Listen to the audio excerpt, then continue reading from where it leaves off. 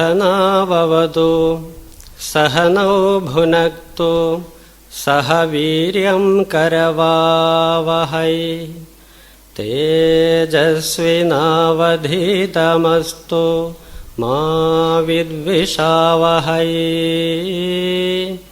ഓം ശാന്തി ശാന്തി ശാന്തി. ഗമാഗമസ്തം ഗമനാദിശൂന്യം ചിദ്രൂപദീപം തിമിരാപഹാരം പശ്യാമി തേ സർവജനാന്തരസ്ഥം നമാമിഹംസം പരമാത്മരൂപം. ഓം ഗം ഗണപതയേ നമ. സംസരസ്വത്യേ നമ. ഗം ഗുരുഭ്യോ നമ. ഏതാണ്ട് ദശവർഷങ്ങളായിട്ട് ഇവിടെ സ്വാമി സംപൂജ്യ സ്വാമി ഭൗമാനന്ദ സരസ്വതി ഭൗമാനന്ദ തീർത്ഥസ്വാമികളുടെ സാരഥ്യത്തിൽ നടക്കുന്നതായ ഈ സത്രത്തിൽ വരാനും ധന്യാത്മാക്കളായിരിക്കുന്ന നിങ്ങളോടൊപ്പം കുറച്ച് സമയം ചെലവഴിക്കാനും കിട്ടിയതായ ഈ നിമിഷം ധന്യമായിട്ട് ഞാൻ കരുതുകയാണ്. ഇവിടെ എത്തിയിരിക്കുന്നതായ സന്യാസി സന്യാസിനി ശ്രേഷ്ഠന്മാരെ, അച്ഛനമ്മമാരെ, സഹോദരി സഹോദരന്മാരെ, ഇന്ന് ദശമസ്കന്ധത്തിലെ ഭാഗങ്ങളാണ് നമുക്ക് ചിന്തിക്കേണ്ടതായിട്ടിരിക്കുന്നത്. ദശമസ്കന്ധത്തിലെ ഭാഗങ്ങളിൽ പ്രധാനമായിട്ടും ബാലലീല മുതലായിരിക്കുന്ന കാര്യങ്ങളെല്ലാം രാവിലത്തെ പ്രഭാഷണത്തിലൂടെ മനസ്സിലാക്കിയിട്ടാണ് നിങ്ങൾ ഓരോരുത്തരും ഇരിക്കുന്നത്.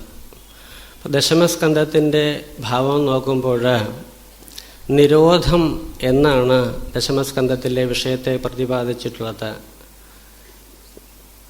തസ്യ അനുശയനം സ്വരൂപേണ വ്യവസ്ഥിതി എന്നാണ്. നിരോധോ അസ്യ അനുശയനം സ്വരൂപേണ വ്യവസ്ഥിതി എന്നാണ് നിരോധത്തെക്കുറിച്ചിട്ട് പറഞ്ഞിട്ടുള്ളത്.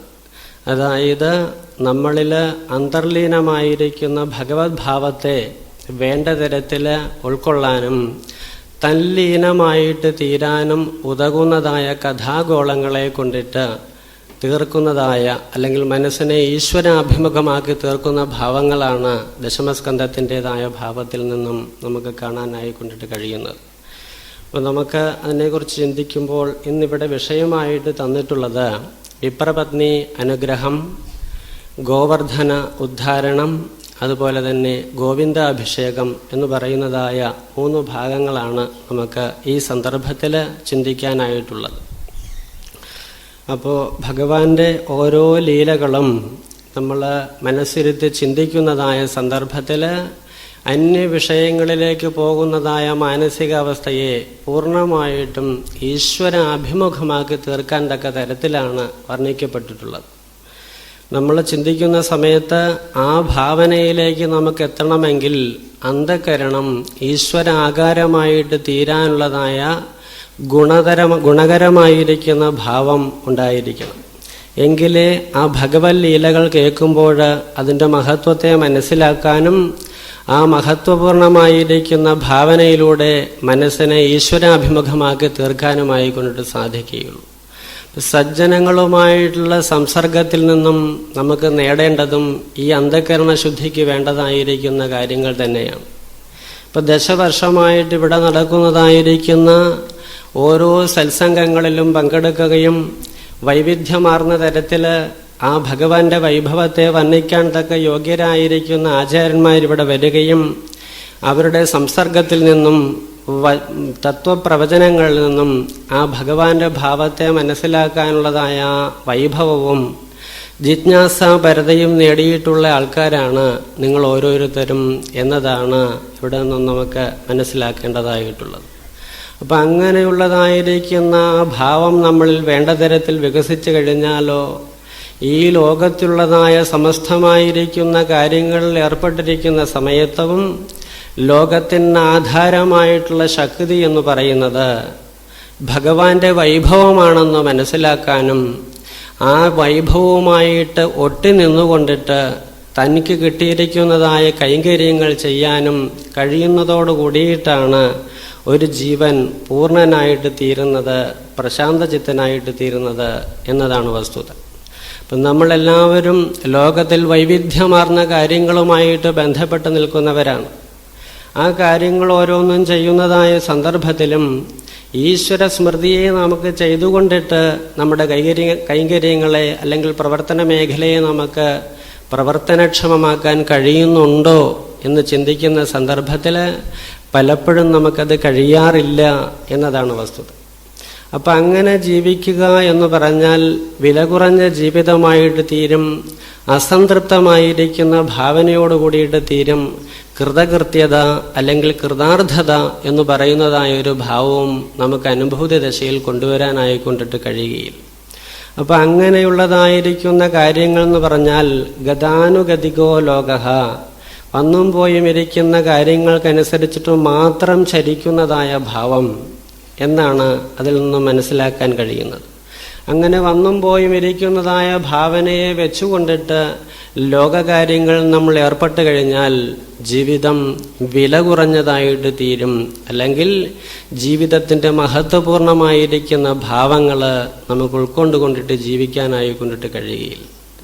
ഇത് മനസ്സിലാക്കിയിട്ടാണ് ആചാര്യന്മാര് ജിജ്ഞാസാപരതരായിരിക്കുന്ന ആൾക്കാരെ ആ ഭഗവന്റെ കൈങ്കര്യക്കാരാണെന്ന് ബോധമുള്ളവരാക്കി തീർക്കണമെന്നും ആ ബോധമണ്ഡലത്തിലൂടെ അവർ വളരുന്നതനുസരിച്ചിട്ട് അവരുടെ പ്രവർത്തനങ്ങൾ സംശുദ്ധമായിട്ട് ഭഗവത് സേവയായിട്ട് തീരുമെന്നും അങ്ങനെ ഭഗവാന്റെ സേവയായിട്ട് തൻ്റെ പ്രവർത്തനങ്ങളെ നിറവേറ്റുന്ന ആൾക്കാരിലൂടെ മാത്രമേ ലോകസംഗ്രഹ പ്രവൃത്തി ചെയ്യാനായിക്കൊണ്ടിട്ട് കഴിയുകയുള്ളൂ എന്നും മനസ്സിലാക്കിയിട്ടാണ് ഈദൃശമായിരിക്കുന്ന ഭാവങ്ങളെല്ലാം സംഘടിപ്പിക്കുകയും അതിൻ്റേതായിരിക്കുന്ന പ്രവർത്തനങ്ങളിൽ അവർ നിരതരാകുകയും ചെയ്യുന്നത്.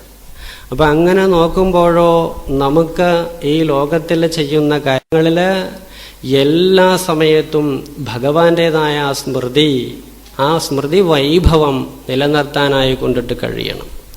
അങ്ങനെ കഴിയുന്നുണ്ട് എങ്കിൽ ജീവിതത്തിൽ ഓരോ നിമിഷവും ചെയ്തത് പോരാ എന്നുള്ള ഭാവനയോട് കൂടിയിട്ട് ഭഗവത് സേവ ചെയ്യാനുള്ളതായ ആ കഴിവ് വാർദ്ധക്യത്തെയോ അല്ലെങ്കിൽ കാലഗണനയോ ഒന്നും നോക്കാതെ കൊണ്ടിട്ട് ചെയ്യാനായിക്കൊണ്ടിട്ട് നമുക്ക് ഓരോരുത്തർക്കും കഴിയും എന്നതാണ്.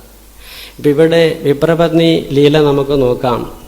വിപ്രപത്നിമാര് അല്ലെങ്കിൽ ബ്രാഹ്മണരായിട്ടുള്ള ആൾക്കാര് സ്വർഗാദി പ്രാപ്തിയെ ആഗ്രഹിച്ചു കൊണ്ടിട്ട് അല്ലെങ്കിൽ സ്വർഗകാമന്മാരായിട്ട് ആംഗിരസം എന്ന് പറയുന്നതായ ഒരു യാഗത്തെ ചെയ്യുന്നതായ സന്ദർഭമാണ് ആദ്യമായി കാണിച്ചു തരുന്നത്. അപ്പം ആ യാഗം ചെയ്യുന്നതായ സന്ദർഭത്തിൽ ആ കർമ്മങ്ങളിൽ നിരതരായിട്ടുള്ള ആൾക്കാരാണ് അവർ. അതിനെക്കുറിച്ച് ശരിയായിരിക്കുന്ന ബോധമുണ്ട്.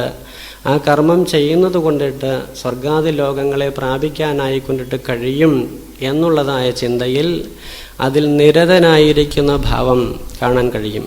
അപ്പം അങ്ങനെയുള്ള സന്ദർഭത്തിലാണ് വ്രജത്തിൽ നിന്നും ഭഗവാനും കൂട്ടുകാരെല്ലാവരും കൂടിയിട്ട് കാലിമേച്ചു കൊണ്ടിട്ട് ഈ യാഗം നടക്കുന്നതായ സന്ദർഭത്തിനടുത്ത് ചെല്ലാനായിക്കൊണ്ടിടയായി. അവിടെ ചെന്നതായ സന്ദർഭത്തിലോ ഇവര് ക്ഷുത്പിപാസാപീഡിതരായിട്ടാണ് അല്ലെങ്കിൽ വിശപ്പും ദാഹവും ഉള്ളവരായിരുന്നു എന്ന് കാണിക്കുക.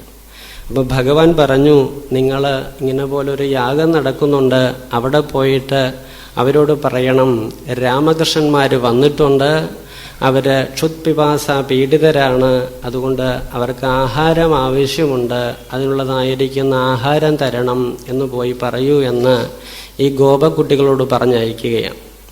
ആ സന്ദർഭത്തിൽ ഈ കുട്ടികളിത് കേട്ടുകയും ആ ബ്രാഹ്മണരുടെ അടുത്ത് ചെല്ലുകയും ചെയ്യുന്നുണ്ട്. ചെന്നതിന് ശേഷം പറയുകയാണ്, ഇന്ന പോലെ രാമകൃഷ്ണന്മാർ വന്നിട്ടുണ്ട്, അവർ വിശപ്പും ദാഹവും കൊണ്ടിട്ട് വലയുന്ന ആൾക്കാരാണ്, അതുകൊണ്ട് അവർക്ക് വേണ്ടതായിരിക്കുന്ന ഭക്ഷണം, വിശക്കുന്ന ആൾക്കാർക്ക് ഭക്ഷണം കൊടുക്കുക എന്നുള്ളത് ധർമ്മമാണ്. ആ ധർമ്മബോധം നിങ്ങളിൽ ഉണ്ട്. ആ ധർമ്മബോധവും അത് കൊടുക്കാനുള്ളതായിരിക്കുന്ന സാഹചര്യവും ഉണ്ട് എങ്കിൽ നിങ്ങളത് കൊടുത്ത് അല്ലെങ്കിൽ ഞങ്ങളുടെ കയ്യിൽ തന്നയച്ച് അതിന് വേണ്ടതായിരിക്കുന്ന കാര്യങ്ങൾ ചെയ്യണം എന്ന് ഈ ബ്രാഹ്മണരോട് പറയുകയാണ്.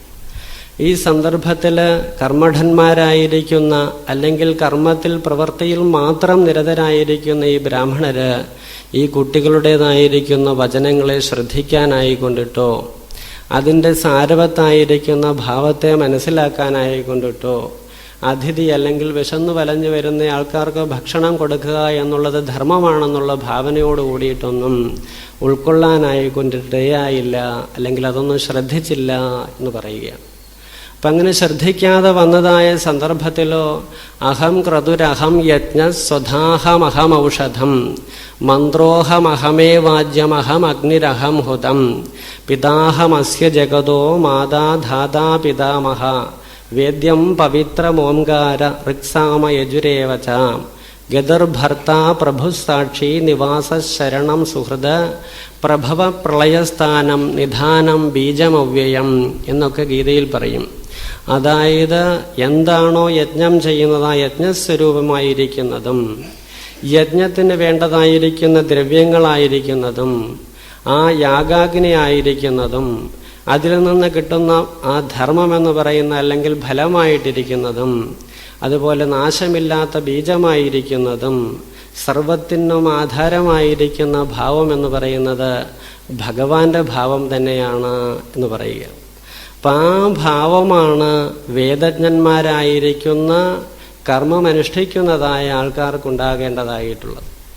അപ്പം ആ ബ്രാഹ്മണർ വേദം പഠിച്ചു എന്നല്ലാതെ കണ്ടിട്ട് വേദത്തിൽ പറഞ്ഞിട്ടുള്ളതായ ശരിയായ ആ ഭാവം ആത്മഭാവത്തെ അവർ ഉൾക്കൊണ്ടിട്ടില്ല.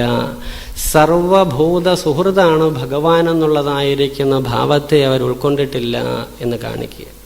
അതുകൊണ്ടിട്ട് ആ ഭഗവാന്റെ മഹിമയെ മനസ്സിലാക്കാനോ എല്ലാത്തിൻ്റെയും സർവാധിപത്യമുള്ളതായിരിക്കുന്ന ഭഗവാൻ തൻ്റെ കുട്ടികളിലൂടെ ആ ധർമ്മ സംസ്ഥാപനത്തിന് വേണ്ടതായിരിക്കുന്ന ബോധത്തെ ഉദിപ്പിക്കാൻ വേണ്ടിയിട്ടാണ് ഈ യാചനാലീല ചെയ്തത് എന്നൊന്നും ഇവർക്ക് മനസ്സിലാക്കാനായി കൊണ്ടിട്ട് കഴിഞ്ഞില്ല. അപ്പം അതിനുശേഷം ഇവർ വിഷമത്തോടു കൂടിയിട്ട് വീണ്ടും രാമകൃഷ്ണന്മാരുടെ അടുത്തെത്തുകയാണ് ഈ കുട്ടികൾ. അപ്പം പറയുകയാണ്, ഒരു കർമ്മം ചെയ്യുമ്പം അതുമായിട്ട് ബന്ധപ്പെട്ട് പലതരത്തിലുള്ള വിഷമങ്ങൾ ഉണ്ടാവാം. അതുപോലെ നിങ്ങൾ യാചിക്കാനല്ലേ പോയത്, അപ്പം യാചിക്കാനൊക്കെ പോകുമ്പം ചില അപമാനങ്ങളും വൈഷമ്യങ്ങളുമൊക്കെ ഉണ്ടാകാനായി കൊണ്ടിടയാവും. അതൊന്നും വിചാരിച്ച് നിങ്ങൾ വിഷമിക്കുകയോ നിങ്ങളുടെ പ്രവർത്തനത്തിൽ നിന്ന് നിങ്ങൾ വിട്ടുനിൽക്കുകയോ ചെയ്യരുത് എന്ന് പറയുകയാണ്. അപ്പം അത് കേട്ടതായിരിക്കുന്ന സന്ദർഭത്തിൽ വീണ്ടും ഈ കുട്ടികൾ ഭഗവാനിലുള്ള ശ്രദ്ധ കൊണ്ട് ഉത്സുകരായിട്ട് തീരുകയും ഇനി എന്താണ് ഞങ്ങൾ ചെയ്യേണ്ടത് എന്നുള്ളതായിരിക്കുന്ന ഭാവനയോട് കൂടിയിട്ട് നിൽക്കുകയുമാണ്.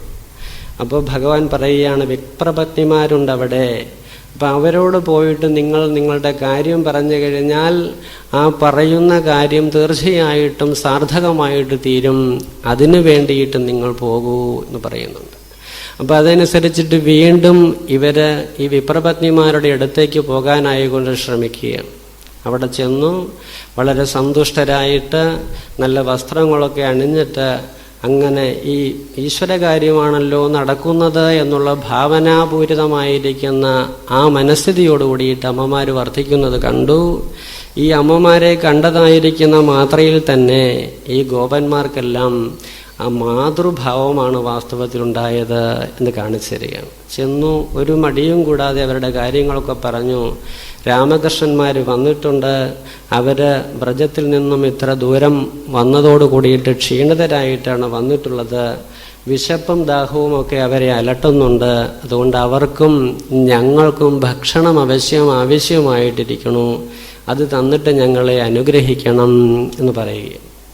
ഇത് കേട്ട മാത്രയിൽ തന്നെ ഈ ഗോപികളുടെ അല്ലെങ്കിൽ ഇവരുടെ മനസ്സ്, ഈ വിപ്രപത്നിമാരുടെ മനസ്സ് ഈശ്വരാകാരമായിട്ട് തീർന്നു എന്ന് കാണിക്കുകയാണ്.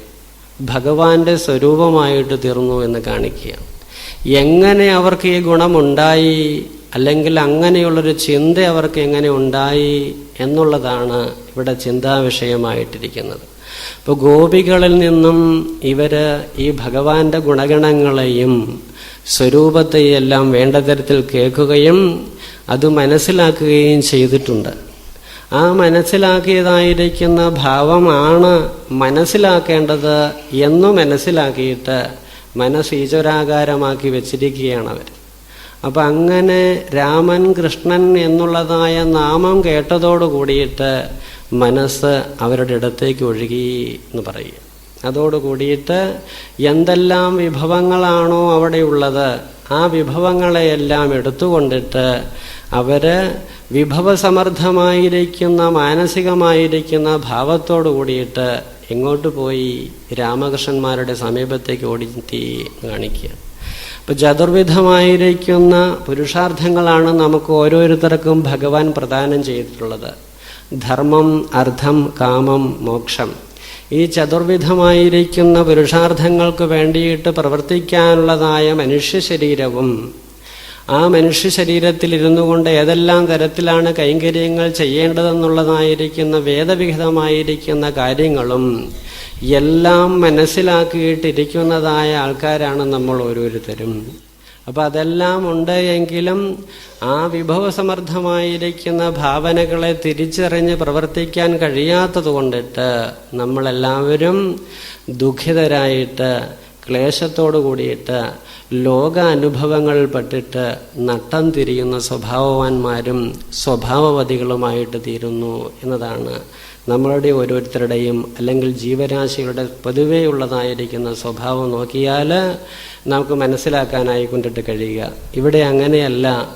ഭഗവാന്റെ ഭാവം കേട്ടതോടു കൂടിയിട്ട് എന്തെല്ലാം വിഭവങ്ങളാണോ അവരുടെ കയ്യിലുള്ളത് ആ വിഭവങ്ങളെല്ലാം നിർലോഭമായിട്ടെടുത്തുകൊണ്ടിട്ട് അന്ധകരണവും വിഭവസമർത്ഥമായിരിക്കുന്ന ഭാവത്തോടു കൂടിയിട്ടാക്കിയിട്ട് എന്ന് പറയുകയാണ്. വിഭവസമർത്ഥമായിരിക്കുന്ന അന്തരീക്ഷം അല്ലെങ്കിൽ മാനസികമായിരിക്കുന്ന ഭാവം എന്ന് പറഞ്ഞാലോ ഗോപികളിൽ നിന്നും ശാസ്ത്രസമ്മതമായിട്ടുമൊക്കെ പഠിച്ചിട്ടും കേട്ടിട്ടും കണ്ടിട്ടുമുള്ളതായിരിക്കുന്ന കാര്യങ്ങളിൽ സമർത്ഥമായിരിക്കുന്ന ഭാവം ഈശ്വരഭാവമാണെന്ന് മനസ്സിലാക്കിയിട്ടാണ് അവർ ഓടിപ്പോകുന്നത് എന്നതാണ് വസ്തുത. അപ്പം അങ്ങനെ അവിടെ എത്തുകയും എത്തിയതോടു കൂടിയിട്ട് ആ ഭഗവാനെ കണ്ടതോടു കൂടിയിട്ട് സർവസ്വവും മറന്നിട്ടുള്ളതായ ഭാവം അവർക്കുണ്ടായി എന്ന് കാണിച്ചു തരികയാണ്. അപ്പം അതോടുകൂടി ആ ഭഗവാന്റെ ധ്യാന സ്വരൂപം എങ്ങനെയാണോ ഗോപികൾ നിന്ന് കേട്ടിട്ടുള്ളത് താദൃശമായിരിക്കുന്ന ധ്യാന സ്വരൂപത്തോടു കൂടിയവരായിട്ട് നിർനിമേഷരായിട്ട് ഭഗവാനെ നോക്കി നിൽക്കുന്നതായ ആ മാനസികമായിരിക്കുന്ന അവസ്ഥ ഈ വിപ്രപത്നിമാർക്ക് ഓരോരുത്തർക്കും ഉണ്ടായി എന്ന് കാണിക്കുന്നുണ്ട്. അതോടുകൂടി ഭഗവാൻ ഇവരെ കാണുന്നുണ്ട്. നന്നായി, ഏതായാലും നിങ്ങളെല്ലാവരും എൻ്റെ അടുത്തേക്കാണല്ലോ വന്നതായിരിക്കുന്ന കാര്യങ്ങൾ എന്താണെന്ന് പറയൂ, വന്ന കാലിൽ നിൽക്കാതെ കണ്ടിട്ട് ഇരിക്കൂ എന്നെല്ലാം പറയുകയാണ്. അതനുസരിച്ച് ഇരിക്കുകയും അവരുടേതായിരിക്കുന്ന കാര്യങ്ങളെ ഓരോന്നോരോന്നായിട്ട് ഭഗവാനോട് പറയുകയൊക്കെയാണ് ചെയ്യുന്നത്. ഏതായാലും ഒരു ജീവൻ ഈ ലോകത്തിൽ ജീവിക്കാൻ ആഗ്രഹിച്ചുകൊണ്ട് വന്നു കഴിഞ്ഞാൽ ജിജ്ഞാസയുള്ളതായിരിക്കുന്ന ജീവനാണ് എങ്കിൽ ലോകത്തിന് ആധാരമായിരിക്കുന്ന ശക്തി എന്താണെന്ന് മനസ്സിലാക്കി അത് ആത്മഭാവമാണെന്ന് മനസ്സിലാക്കിയിട്ട് ആത്മനിഷ്ഠമായിട്ട് തീരുക എന്നതാണ് ജീവിതത്തിൻ്റെ ലക്ഷ്യം. അങ്ങനെയുള്ളവരാണ് എന്നെ പ്രാപിക്കാൻ ആഗ്രഹിച്ചുകൊണ്ടിട്ട് സർവസ്വവും എനിക്ക് സമർപ്പിക്കുന്ന ഭാവനയോട് കൂടിയവരായിട്ട് എൻ്റെ സമീപത്തിലേക്ക് വരുന്നത്. അപ്പം അങ്ങനെയുള്ള ഭാവനാ വിശാലതയോടുകൂടി വന്ന നിങ്ങൾ ഓരോരുത്തരും ധന്യകളാണ് എന്ന് പറയുക. അപ്പം അങ്ങനെയുള്ളതായിരിക്കുന്ന ധന്യത നിങ്ങൾക്ക് ഓരോരുത്തർക്കും കിട്ടിയല്ലോ. അത് മുജ്ജന്മ സുഹൃതം കൊണ്ടിട്ടും ശ്രുതിമധുരമായിരിക്കുന്ന വാണികളെ കേട്ടിട്ട് ഭഗവത് പദമാണ് പ്രാപിക്കേണ്ടത് എന്ന് മനസ്സിലാക്കാനും കഴിഞ്ഞതുകൊണ്ടിട്ടാണ്. അതുകൊണ്ട് സുഹൃത്തുക്കളായിരിക്കുന്ന നിങ്ങൾ ഇനി ഇവിടെ നിൽക്കാനായിക്കൊണ്ടിട്ട് പാടില്ല, നിങ്ങളുടെ ഗ്രഹത്തിലേക്ക് തിരിച്ചു പോകൂ എന്ന് അവരോട് ഭഗവാൻ പറയുകയാണ്. അതെങ്ങനെ സഹിക്കാനായിക്കൊണ്ടിട്ട് അവർക്ക് സാധിക്കും? അവരുടെ ഭർത്താക്കന്മാരുടേതായ കീഴിൽ ജീവിക്കുന്നത് കൊണ്ടിട്ട് അസ്വതന്ത്രമായിരിക്കുന്നൊരു ഭാവനയെ വെച്ചു പുലർത്തിക്കൊണ്ടിട്ട് അവർ ഗൃഹങ്ങളിൽ ജീവിച്ചു എങ്കിലും ആ ഗൃഹങ്ങളിലല്ല അവരുടെ വാസം യഥാർത്ഥത്തിലുണ്ടായിരുന്നത്.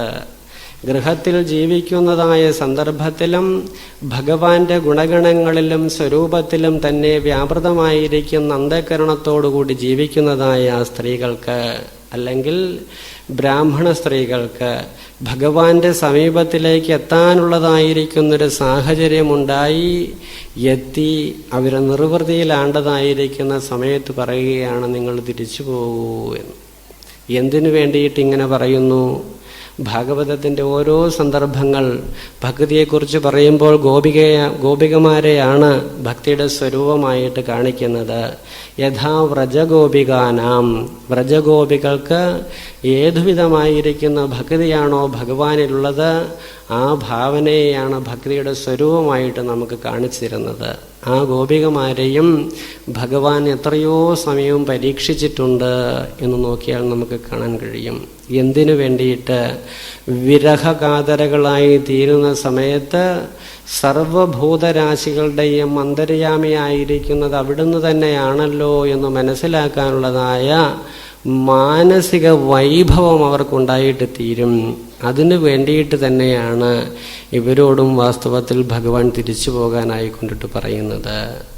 എല്ലാവർക്കും എല്ലാം കൊടുത്തുകൊണ്ടിരിക്കുന്നതായ ഭഗവാന്റെ പാദചരണങ്ങളെ സേവിച്ചുകൊണ്ട് ആ പാദ തുളസി ശിരസിൽ അണിഞ്ഞുകൊണ്ടിട്ട് ആ സാന്നിധ്യത്തിൽ കഴിഞ്ഞുകൂടാനായിക്കൊണ്ടിട്ട് വന്നതായ ഞങ്ങളെ അഹം ഭക്തപരാധീനോ ഭക്തദാനാം അഭയങ്കര എന്ന് പ്രതിജ്ഞാരൂപത്തിൽ പറഞ്ഞിട്ടുള്ളതായിരിക്കുന്ന ഭഗവാൻ ഇങ്ങനെയാണല്ലോ ഞങ്ങളോട് വചിക്കുന്നത്, പറയുന്നത് എന്ന് ഈ ഗോപികമാർ വിചാരിക്കുകയാണ്. അതുകൊണ്ട് സർവസ്വവും ഉപേക്ഷിച്ചിട്ട് ഞങ്ങൾ അങ്ങേ ശരണം പ്രാപിച്ച സമയത്ത് എന്താണ് ഇങ്ങനെയുള്ളതായിരിക്കുന്നൊരു വചനത്തെ ചെയ്യുന്നത് ഭഗവാനെ? ഇത് ഞങ്ങൾക്ക് ഉൾക്കൊള്ളാനായിക്കൊണ്ടിട്ട് കഴിയുകയില്ല എന്ന് ഭഗവാനോട് ഇവർ പറയുകയാണ്. അതുകൊണ്ട് ഇനി അങ്ങോട്ട് തിരിച്ചു ചെന്ന് കഴിഞ്ഞാൽ ഞങ്ങളെ അവർ ഉൾക്കൊള്ളുന്നതായിരിക്കുന്ന ഭാവം ഉണ്ടായിക്കൊള്ളണമെന്നില്ല.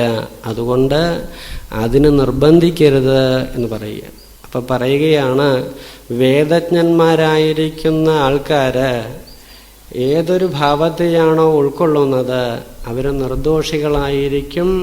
അവർ ഭഗവാന്റെ ഭാവത്തെ ഉൾക്കൊണ്ട് വസിക്കുന്നവരായിരിക്കും. അപ്പം അവർക്ക് ഒരിക്കലും ഈശ്വരനിൽ നിന്നും അന്യമായിട്ടുള്ളൊരു ഭാവം ഉണ്ടാവുകയില്ല. അതുകൊണ്ട് നിങ്ങൾ വന്നിരിക്കുന്ന എൻ്റെ അടുത്തേക്കല്ലേ, എൻ്റെ അടുത്തുനിന്ന് നിങ്ങൾ അങ്ങോട്ട് തിരിച്ചു ചെല്ലുന്ന സമയത്ത് അവർക്കൊരിക്കലും നിങ്ങളോട് വിദ്വേഷഭാവം ഉണ്ടാവുകയില്ല. അതുകൊണ്ട് ധൈര്യമായിട്ട് നിങ്ങൾ അതിന് വേണ്ടിയിട്ട് പൊക്കോളൂ എന്ന് പറയുകയാണ്. എന്തിനു വേണ്ടി പോകാനായിക്കൊണ്ടിട്ട് പറയുന്നു?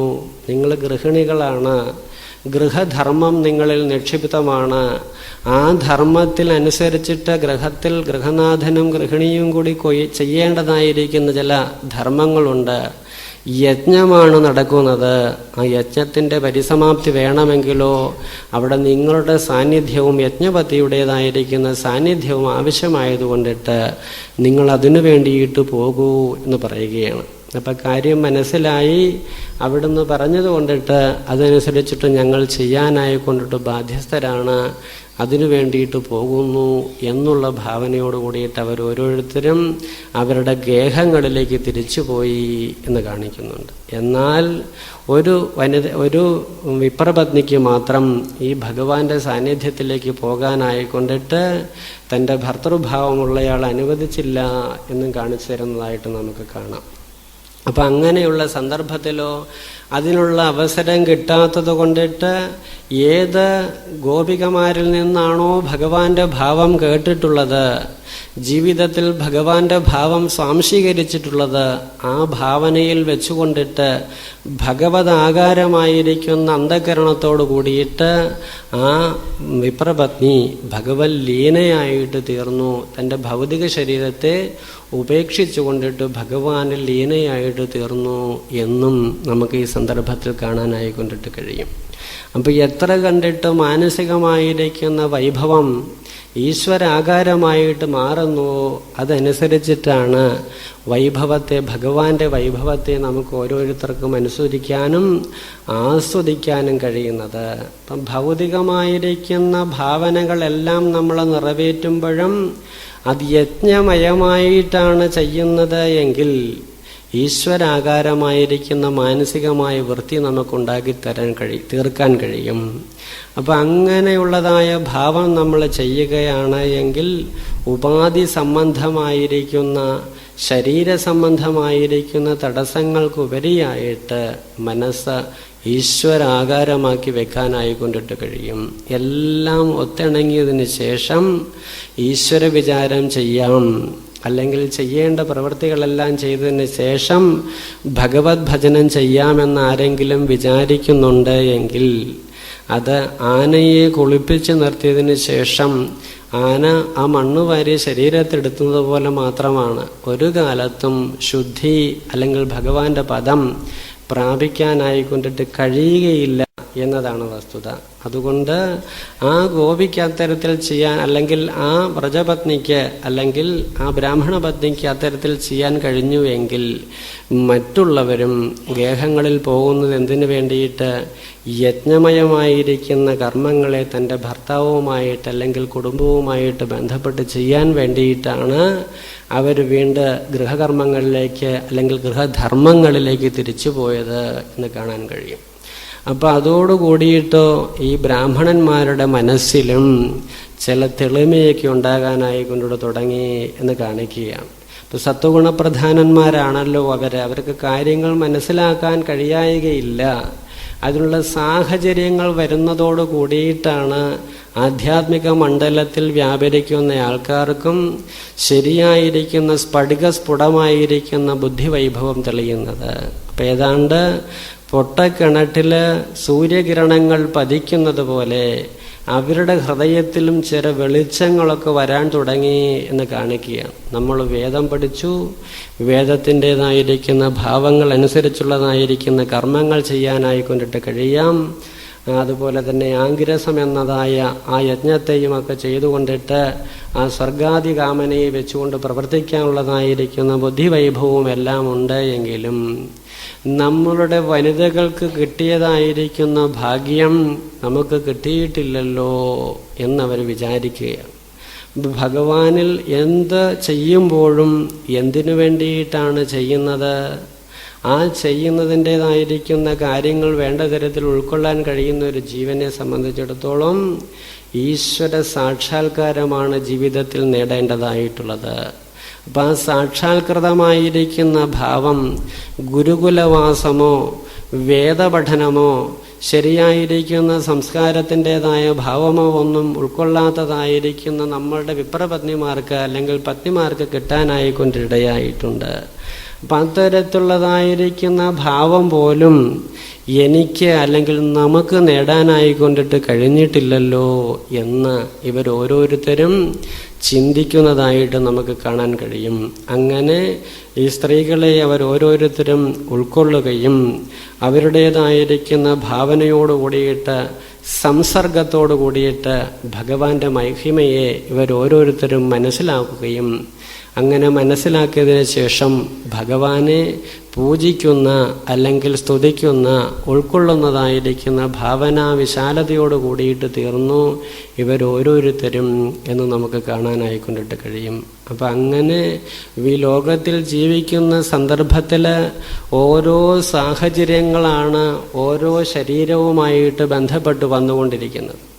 ആ സാഹചര്യങ്ങൾക്കനുസരിച്ചുള്ളതായ അനുഭവങ്ങളും ജീവിതചര്യയും അതുപോലെ തന്നെ പ്രവർത്തന മേഖലയും എല്ലാം നമുക്ക് ഓരോരുത്തർക്കും വന്നുവിടും. അല്ലാതെ നീ ഇരിക്കുന്നത് പോലെ ഞാനിരിക്കണ പോലെ നീ ഇരിക്കണമെന്ന് വിചാരിച്ചു കഴിഞ്ഞാൽ അത് അസ്ഥാനത്താണ്, ഒരു കാലത്തും നടക്കാത്തതായിരിക്കുന്ന കാര്യമാണ് എന്നതാണ്.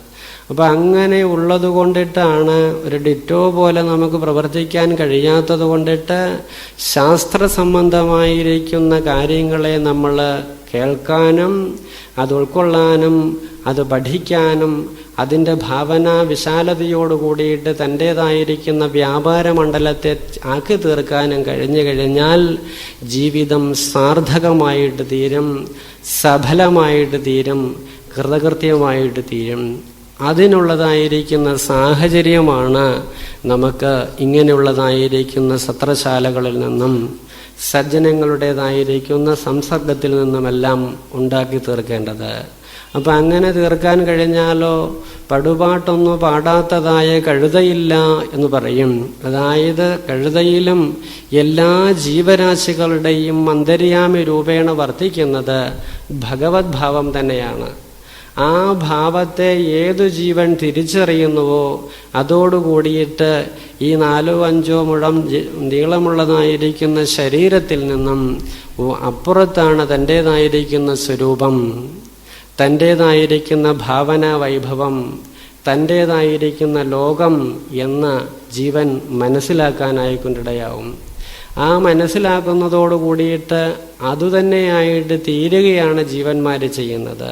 വാസ്തവത്തിൽ എവിടെയെങ്കിലും പോയി വാങ്ങേണ്ടതോ അല്ലെങ്കിൽ ശുദ്ധീകരിച്ചെടുക്കേണ്ടതോ അല്ലെങ്കിൽ ഉണ്ടാക്കി തീർക്കേണ്ടതോ ഒന്നുമല്ല നമ്മളുടെ ഓരോരുത്തരുടെയും അന്തര്യാമി ഭാവത്തിൽ വർദ്ധിക്കുന്നതായ ഭഗവാന്റെ ഭാവം എന്ന് പറയും. ആ ഭാവം ഉൾക്കൊള്ളാനുള്ളതായ ഭാവന വിശാലത എപ്പോഴാണോ നമുക്കുണ്ടാവുന്നത് അപ്പോഴാ ഭാവനയെ നമുക്ക് ഉൾക്കൊള്ളാനായിക്കൊണ്ടിട്ട് കഴിയും. തീരുന്നതോടുകൂടിയിട്ട് ഭാവപൂർണമായിരിക്കുന്ന ജീവിതം നയിക്കാനായിക്കൊണ്ടിട്ടും കഴിയും. ഇപ്പം ഇവിടെ ബ്രാഹ്മണന്മാർ അവർ ചെയ്യുന്നതായിരിക്കുന്ന കർമ്മത്തിൽ ശ്രദ്ധയുള്ളവരായിരുന്നു. ആ കർമ്മശ്രദ്ധയല്ലാതെ എന്തിനു വേണ്ടിയിട്ടാണ് യാഗം ചെയ്യുന്നത് എന്നതിനെ കുറിച്ചിട്ട് ശരിയായുള്ള ബോധം അല്ലെങ്കിൽ ആ വസ്തുനിഷ്ഠമായിരിക്കുന്ന ബോധം മാത്രമാണ് അവരിൽ നിന്നിട്ടുള്ളത്. തനിക്കും അല്ലെങ്കിൽ സർവസ്വത്തിനും ആധാരമായിരിക്കുന്ന ഭാവനയെക്കുറിച്ചിട്ട് ചിന്തിക്കാനായിക്കൊണ്ടിട്ട് കഴിയുന്നില്ല. സ്വർഗകാമോ യജേത എന്ന് പറയും. സ്വർഗമാണ് കാക്ഷിക്കുന്നത് എങ്കിൽ യാഗം ചെയ്യണം, യജ്ഞം ചെയ്യണം. ലോകത്തിൽ പണമാണ് ആവശ്യമെങ്കിൽ പണത്തിന് വേണ്ടിയിട്ട് നമ്മൾ പ്രവർത്തിക്കണം. എന്താണോ ആഗ്രഹിക്കുന്നത് ആ ആഗ്രഹത്തിനനുസരിച്ച് പ്രവർത്തിച്ചെങ്കിലേ പ്രവർത്തനത്തിൻ്റെ ഫലമായിട്ട് അത് നേടാനായിക്കൊണ്ടിട്ട് കഴിയുകയുള്ളൂ. അപ്പം അതുമാത്രമാണോ ജീവിതത്തിൻ്റെ ലക്ഷ്യം?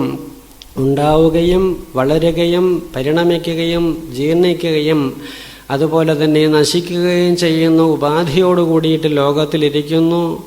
ലോകത്തിൻ്റെ ഗതിയും താദൃശമാണ്.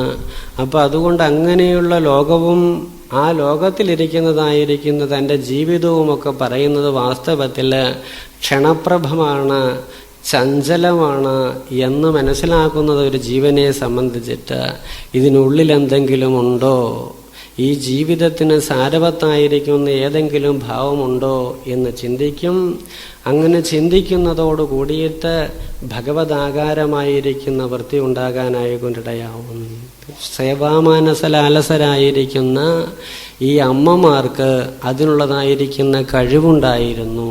അവരെന്നോ എവിടെയോ വെച്ചു കേട്ടതായിരിക്കുന്ന ആ ഭാവം അത് മനസ്സിൽ അന്നേ കുറിച്ചിട്ടു. ഇത് തന്നെയാണ് കേൾക്കേണ്ടത്, ഇത് തന്നെയാണ് കാണേണ്ടത്, ഇത് തന്നെയാണ് അനുഭവിക്കേണ്ടത്, ജീവിതത്തിൻ്റെ പരമമായിരിക്കുന്ന ലക്ഷ്യവും ഇത് തന്നെയാണ് എന്ന് മനസ്സിലാക്കിയിട്ട് അവർ ജീവിച്ചു എന്നുള്ളത്.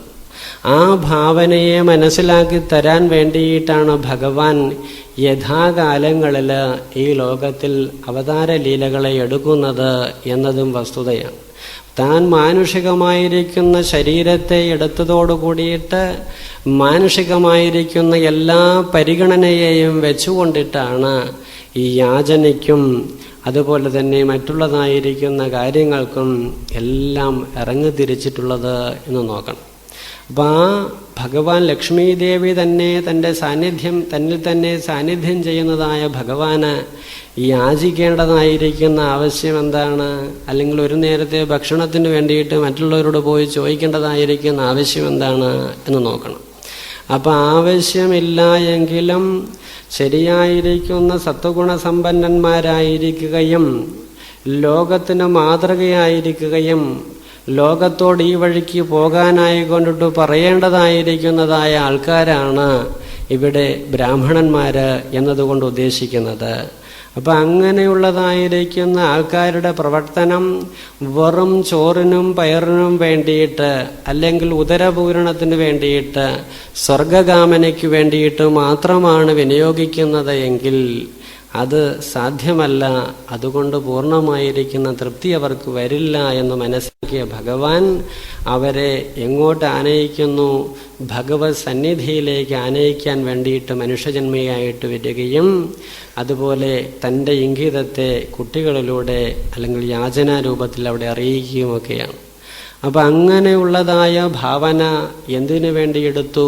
ഭൂതാനുജഗക്ഷയ, ഈ ലോകത്തുള്ളതായ സമസ്തമായിരിക്കുന്ന ജീവരാശികളോടും കൂടിയിട്ടുള്ളതായ അനുഗ്രഹം ചൊരിയണം അവർക്ക്, അല്ലെങ്കിൽ അവരെ ഈ സംസാരത്തിൽ നിന്നും താരണം ചെയ്യണം എന്നുള്ളതായ ഭാവനയെ വെച്ചുകൊണ്ടിട്ടാണ് ഭഗവാൻ ഈ ലീലയെ ചെയ്തത് എന്ന് വേണം നമുക്കെടുക്കാനായിക്കൊണ്ടിട്ട്. അതുകൊണ്ട് ഇവിടെ ജീവിക്കാൻ വന്നിട്ടുള്ള ഓരോ ജീവനും ഈ ലോകം അവൻ്റേതാണ്. അതുപോലെ ഇവിടെയുള്ളതായ വിഭവങ്ങൾ മുഴുവൻ ഓരോരുത്തർക്കും ഉള്ളതാണ്. അതോടൊപ്പം അതെല്ലാം ഈശ്വര പൂജയ്ക്ക് വേണ്ടിയിട്ട് വിനിയോഗിക്കേണ്ടതുമാണ്.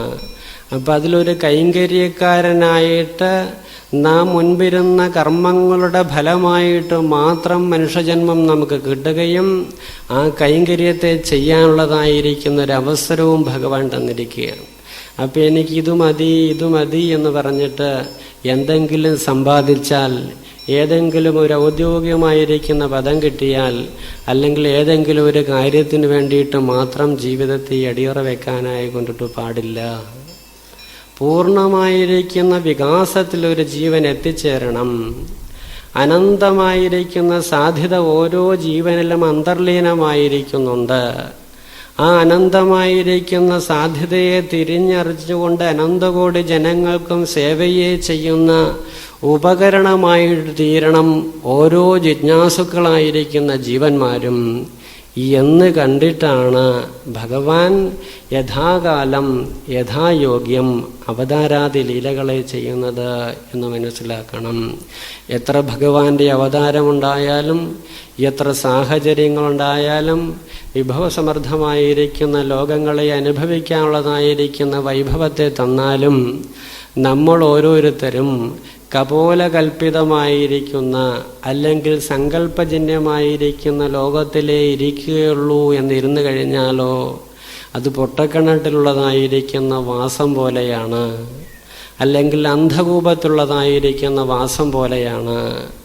അങ്ങനെയുള്ളതായിരിക്കുന്ന വാസം കൊണ്ടിട്ട് മൃത്യുവക്ത്രത്തിലേക്ക് നമുക്ക് പ്രവേശിക്കാമെന്നല്ലാതെ മരണത്തിൽ നിന്നും രക്ഷപ്പെടാനോ മർത്യൻ എന്നുള്ളതായിരിക്കുന്ന പേരിനെ സാർത്ഥകമാക്കാനോ നമുക്ക് കഴിയുകയില്ല എന്നതാണ്.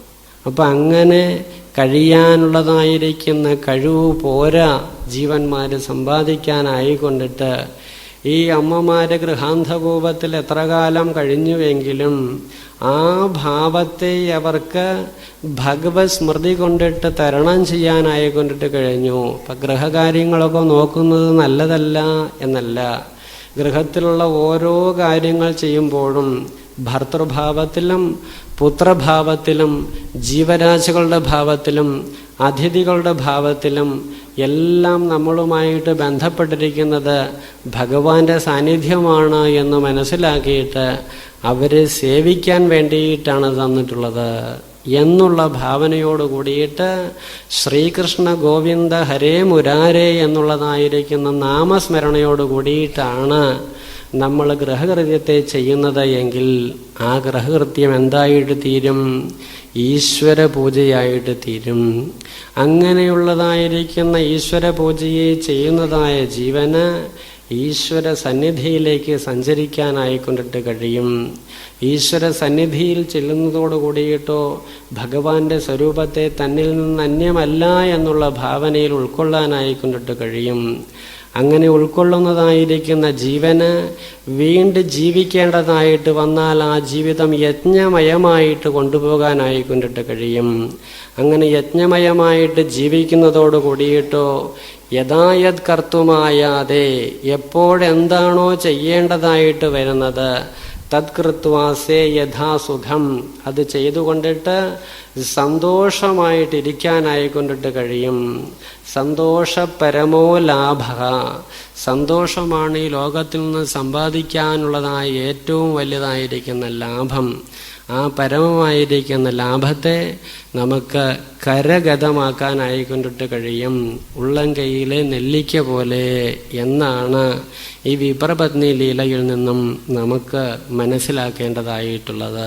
അതുകൊണ്ട് ഇന്ന് നാം എന്തെല്ലാം കാര്യങ്ങളുമായിട്ട് ബന്ധപ്പെട്ടിരിക്കുന്നു അതെല്ലാം ചെയ്യുന്നതോടൊപ്പം മുൻപിൽ ഈശ്വരന്റെ ഭാവത്തെ ദർശിച്ചു കൊണ്ടിട്ട് നാം ചെയ്യാനായിക്കൊണ്ടിട്ട് കഴിഞ്ഞാൽ അതോടുകൂടിയിട്ട് ജീവിതത്തിന് ആകമാനമുള്ളതായിരിക്കുന്ന പരിവർത്തനം നമുക്കുണ്ടാക്കാൻ കഴിയും.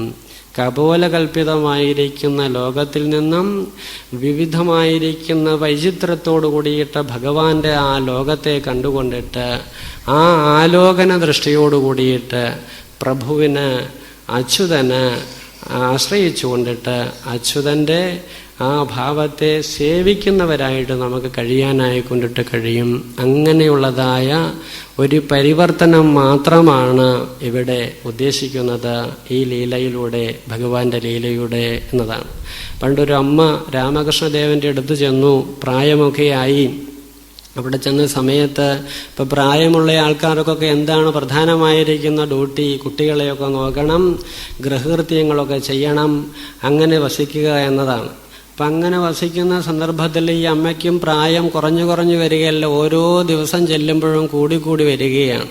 അപ്പം സജ്ജനങ്ങളുമായുള്ള സംസർഗവും കുറച്ച് ഈശ്വരനാമമൊക്കെ ജപിക്കുന്ന സ്വഭാവമൊക്കെ ശീലിച്ചിട്ടുള്ളത് കൊണ്ടിട്ട് ഇങ്ങനെ കുട്ടിയെ നോക്കി എനിക്ക് എത്ര കാലം ഇരിക്കാനായിക്കൊണ്ടിട്ട് കഴിയും?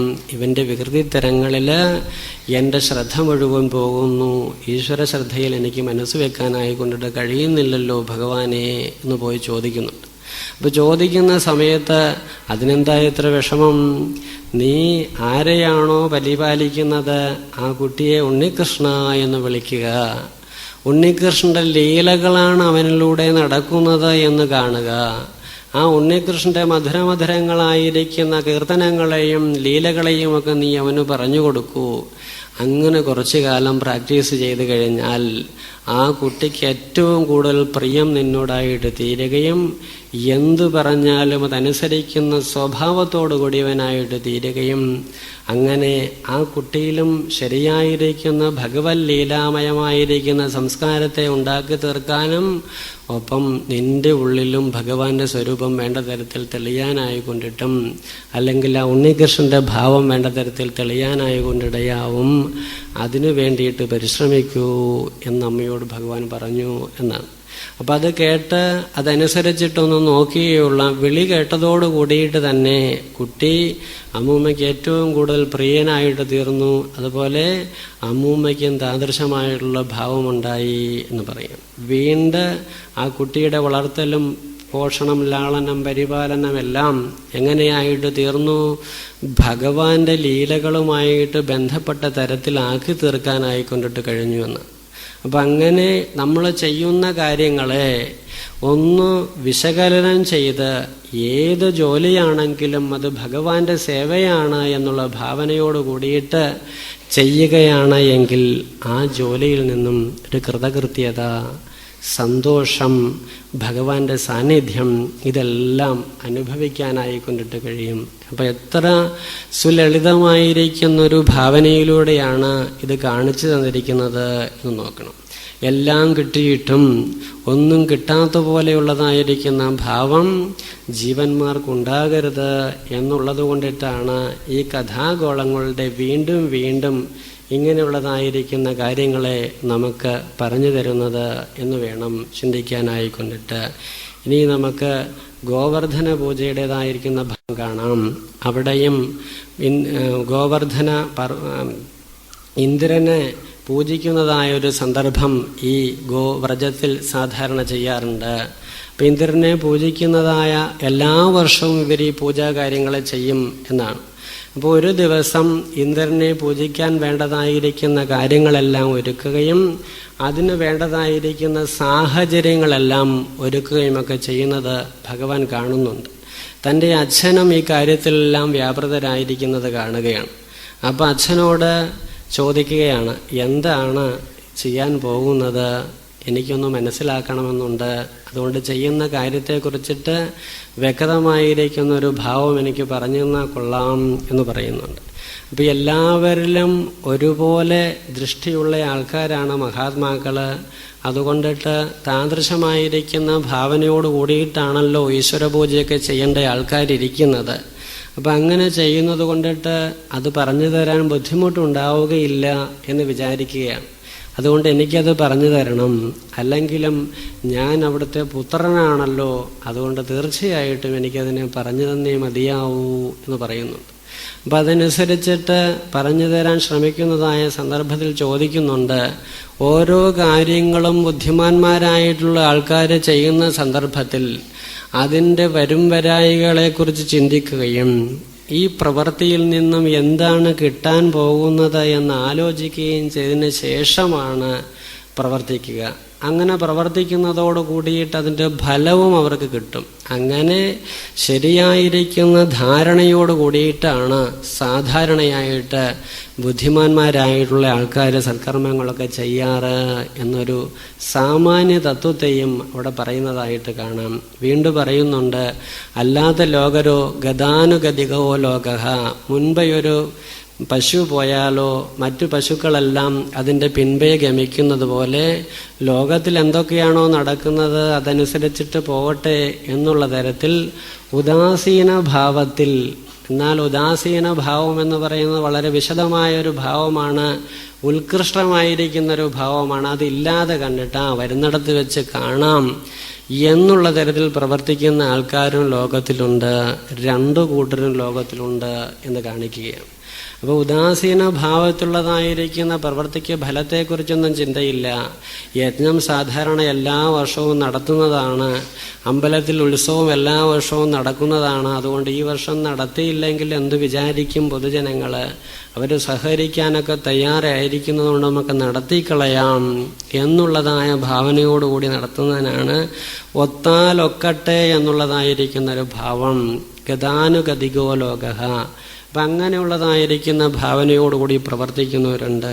അച്ഛനും ഈ വ്രജവാസികളെല്ലാം കൂടി ചെയ്യുന്നതായിരിക്കുന്ന പൂജ അല്ലെങ്കിൽ താദൃശമായിരിക്കുകയില്ല എന്ന് ഭഗവാൻ ഇവിടെ നിരൂപിക്കുകയാണ്. അപ്പം അങ്ങനെ നിരൂപിച്ചുകൊണ്ട് പറയുന്ന സന്ദർഭത്തിൽ മകനോട് പറയുകയാണ്, മോനെ ഇന്നതാണ് കാര്യം. ഇന്ദ്രനാണല്ലോ ഈ മഴയ്ക്കും മറ്റു കാര്യങ്ങൾക്കുമെല്ലാം അധിപനായിരിക്കുന്നത്. പർജന്യത്തിൽ നിന്നാണല്ലോ അല്ലെങ്കിൽ വൃഷ്ടിയിൽ നിന്നാണല്ലോ ഈ ലോകത്തുള്ളതായ എല്ലാ ജീവരാശികളും സമസ്തമായിരിക്കുന്ന ഐശ്വര്യവും ഉണ്ടായിട്ടുള്ളത്. അതുകൊണ്ടിട്ട് ധർമ്മം, അർത്ഥം, കാമം ഇത് മൂന്നും ആഗ്രഹിക്കുന്നവർ ആ ഇന്ദ്രനെ പൂജിക്കണം. ഇന്ദ്രൻ്റെ പ്രസാദം കൊണ്ടിട്ട് എല്ലാവിധമായിരിക്കുന്ന ഐശ്വര്യവും നമുക്കുണ്ടാവും. ആ വിഭവസമൃദ്ധമായിട്ട് എന്തൊക്കെയോ നമുക്കുണ്ട്, അതെല്ലാം ഭഗവതാകാരമായിട്ട് അല്ലെങ്കിൽ ഇന്ദ്രന് സമർപ്പിക്കുന്നതായിരിക്കുന്ന ഒരു പൂജയാണ് ഇവിടെ ചെയ്യാനായി കൊണ്ടിട്ട് പോകുന്നത് എന്ന് ഈ ദേഹം ഈ കുട്ടിക്ക് അല്ലെങ്കിൽ ഭഗവാനോട് പറഞ്ഞു കൊടുക്കുകയാണ്. അപ്പം സന്ദർഭത്തിൽ ഭഗവാൻ ചിന്തിക്കുന്നുണ്ട്, ഇന്ദ്രൻ ആള് വിദ്വാനാണ്, എന്നിൽ ഭക്തിയുള്ള ആളാണ്, എങ്കിലും അഹങ്കാരത്തിൻ്റെതായ ഒരു ഭാവമുണ്ട്. ഈ അഹങ്കാരത്തെ നശിപ്പിക്കണം എന്നുള്ളതായ ഭാവനയെ വെച്ചുകൊണ്ടിട്ടാണ് ഭഗവാൻ ഇത്തരത്തിലെല്ലാം സംസാരിക്കുന്നത് എന്നുള്ളത് നമ്മൾ മനസ്സിലാക്കിയിരിക്കണം.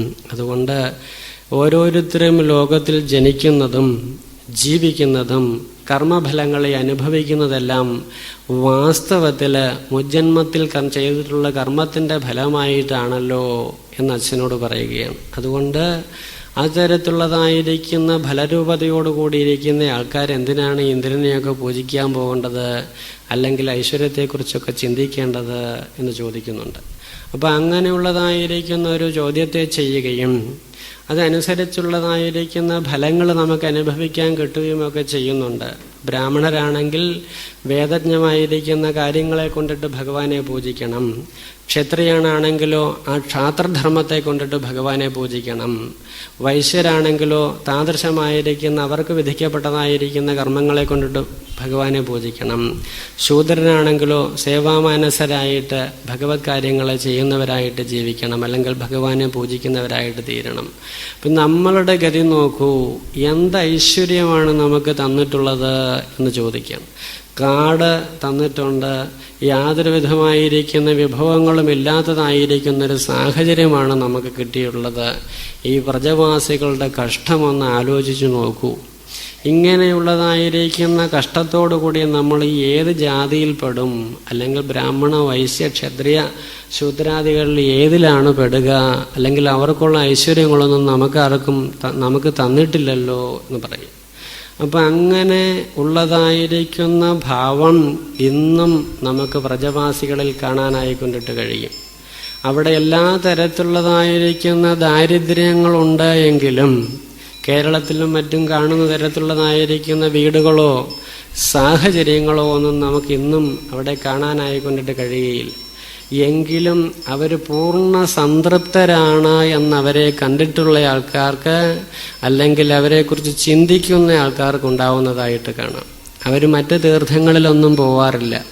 അവിടെ ഭഗവാന്റെ സാന്നിധ്യം നിത്യമായിട്ടുണ്ട് എന്നും ആ സന്നിധിയിലാണ് ഞങ്ങൾ ജീവിക്കുന്നതെന്നും മനസ്സിലാക്കുകയും ഭഗവാനെ താദൃശമായിരിക്കുന്ന വേഷഭൂഷാദികളോടുകൂടിയിട്ട് അലങ്കരിക്കുകയും ആ അലങ്കാരത്തിൽ നിന്നുകൊണ്ടിട്ട് കീർത്തനാലാപനങ്ങളിലൂടെയൊക്കെ ഭഗവാനെ സന്തോഷിപ്പിക്കുകയും എന്തൊക്കെ വിഭവങ്ങളാണോ ഉള്ളത് അത് ഭഗവാനെ നിവേദിച്ചതിന് ശേഷം പ്രസാദ ബുദ്ധിയോടെ സേവിക്കുകയും ചെയ്യുന്ന ഭാവമാണ് ഇന്നും നമുക്ക് വ്രജത്തിൽ കാണാനായിക്കൊണ്ടിട്ട് കഴിയുന്നത്. അതുപോലെ വഴി നടക്കുന്ന സന്ദർഭത്തിൽ പരസ്പരം അങ്ങോട്ടും ഇങ്ങോട്ടും പോകുന്ന സമയത്തും ആ ഭഗവാനെ ദ്യോതിപ്പിക്കുന്ന രാധേ രാധേ എന്നുള്ളതായിരിക്കുന്ന സംബോധനയാണ് ചെയ്യുന്നത്. ഓണടിക്കാറോ അല്ലെങ്കിൽ മറ്റു തരത്തിൽ പെരുമാറാറോ ഒന്നുമില്ല. ഭഗവൻ നാമത്തെ സ്മരിക്കുന്ന തരത്തിലുള്ളതായ പൂർണ്ണമായിരിക്കുന്നൊരു സംതൃപ്തിയാണ് അവരവിടെ ചെയ്യാറുള്ളത് ഇന്നും. അപ്പോൾ അന്നത്തെ കാലം ഒന്ന് ആലോചിച്ച് നോക്കണം. അപ്പം അങ്ങനെയുള്ള സാഹചര്യമാണ് ആ വ്രജവാസികൾക്കുണ്ടായിരുന്നത് എന്നുള്ളത് നമ്മൾ ഈ സന്ദർഭത്തിൽ ഓർക്കേണ്ടതാണ്. അതുകൊണ്ട് ഈ ബ്രാഹ്മണരുടെയോ വൈശ്യരുടെയോ ക്ഷത്രിയൻ്റെയോ ശൂദ്രൻ്റെയോ തരത്തിലുള്ളതായിരിക്കുന്ന ഐശ്വര്യങ്ങളൊന്നും നമുക്കില്ലാത്തത് കൊണ്ടിട്ട് ഈ പൂജയൊക്കെ എന്തിനു വേണ്ടിയിട്ടാണ് ഇന്ദ്രന് വേണ്ടിയിട്ട് ചെയ്യുന്നത് എന്ന് ചോദിക്കും. ഇന്ദ്രൻ്റെ ഗുണമറിയാം, അതുപോലെ തന്നെ അവൻ്റെ സ്വഭാവവും അറിയാം. അതുകൊണ്ടിട്ട് ഭഗവാൻ ആ സ്വഭാവത്തിൻ്റെ ഭാവത്തെ ഒന്ന് ശുദ്ധീകരിക്കാൻ വേണ്ടിയിട്ടുള്ളൊരു ഭാവം കാലത്തിനനുസരിച്ച് ചെയ്യുന്നു എന്നാണ്.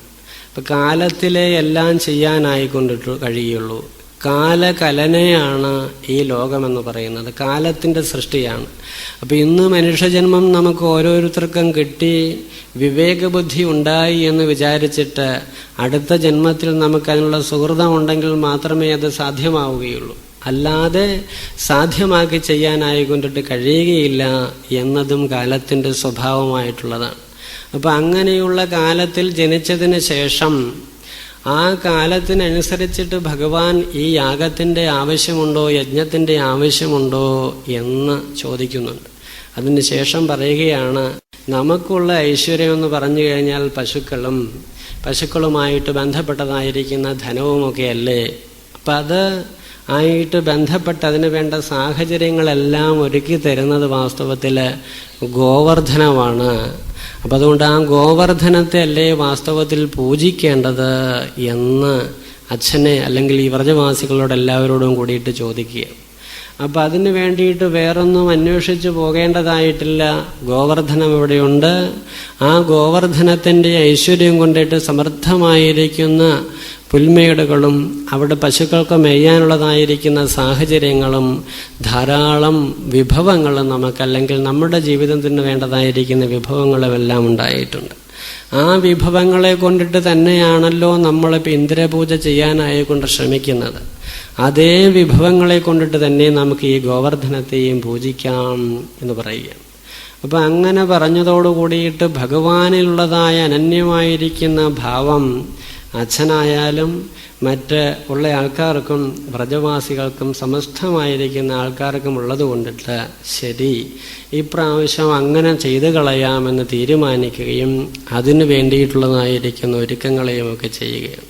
അപ്പോൾ സമൃദ്ധമായിട്ട് പശുക്കൾക്കൊക്കെ പച്ചപ്പുല്ല് കൊടുക്കുക, അതുപോലെ തന്നെ ബ്രാഹ്മണർക്ക് അവരുടേതായിരിക്കുന്ന വേദമന്ത്രങ്ങളെ കൊണ്ടിട്ട് പൂജിക്കാനുള്ള അഗ്നിഹവനാദികളൊക്കെ ചെയ്യാനുള്ളതായിരിക്കുന്ന സാഹചര്യങ്ങൾ കൊടുക്കുക. അതിനുശേഷം ഷഡ്രസം മധുരപ്രായം എന്ന് പറയും. 6 രസങ്ങളോടും കൂടി മധുരം സ്വല്പം കൂടിയിരിക്കുന്ന തരത്തിലുള്ളതായിരിക്കുന്ന ഭക്ഷണങ്ങളും അതുപോലെ തന്നെ ദക്ഷിണയും അവർക്ക് വേണ്ടതായിരിക്കുന്ന ആചാരമര്യാദകളൊക്കെ ചെയ്യണം.